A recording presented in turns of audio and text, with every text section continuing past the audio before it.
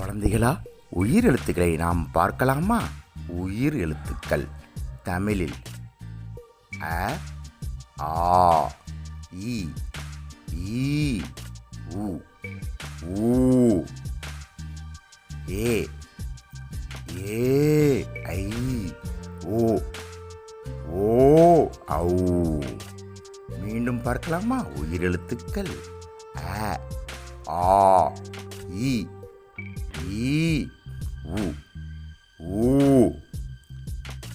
ஏ, ஏ, ஐ, ஓ, ஓ, ஔ.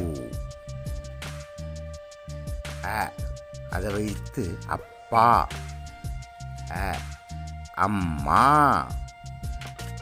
அடுத்ததாக ஆ, ஆமை.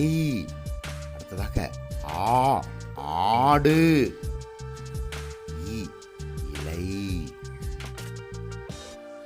இலை. ஈயை வச்சு இலைன்னு எழுதணும். அடுத்ததாக ஈ, அதுக்கு ஈ, ஈ. அடுத்ததாக ஊ வச்சு எப்படின்னா எழுதலாம்?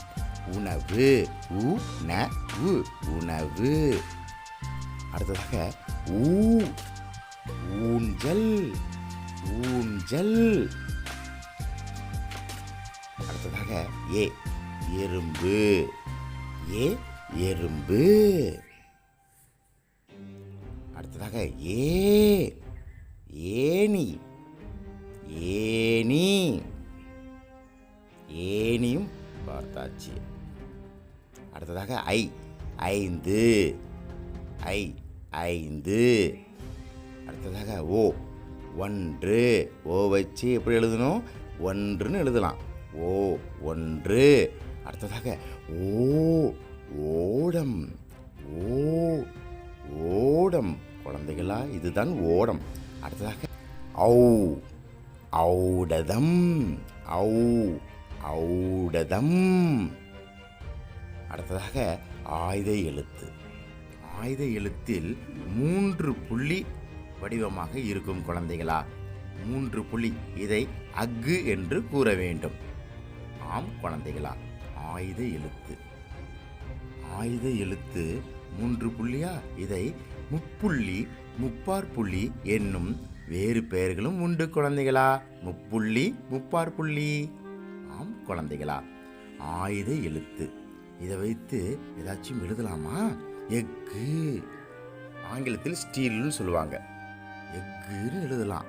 ஆம் குழந்தைகளா, ஆயுத எழுத்தை வைத்து அடுத்தது வேற என்ன எழுதலாம்? எக்குவால்னு எழுதலாம். எக்குவால். இதுதான் குழந்தைகளா எக்குவால் படத்தில் இருப்பது. எக்குவால். ஆயுத எழுத்தை வைத்து எக்குவால் எழுதலாம். அது மட்டுமா? ஆயுத எழுத்து வைத்து அக்ரிணை அப்படின்னு எழுதலாம். நாற்காலின்னு அர்த்தம். அது மட்டும் இல்லாமல் அக்ரிணை எழுதியாச்சா, அடுத்தது அக்து, அதாவது அப்படிங்கிற அர்த்தம். அது அக்து தான் அதாவது. அதேமாதிரி இக்து அப்படின்னா இதுன்னு அர்த்தம். ஆயுத எழுத்து எப்படியெல்லாம் பயன்படுத்து பாருங்க குழந்தைகளா. ஆம், ஆயுத எழுத்து. உங்களுக்கு இந்த வீடியோ பிடிச்சிருந்துச்சுன்னா சப்ஸ்கிரைப் பண்ணுங்க. Learners area. நன்றி, வணக்கம் குழந்தைகளா.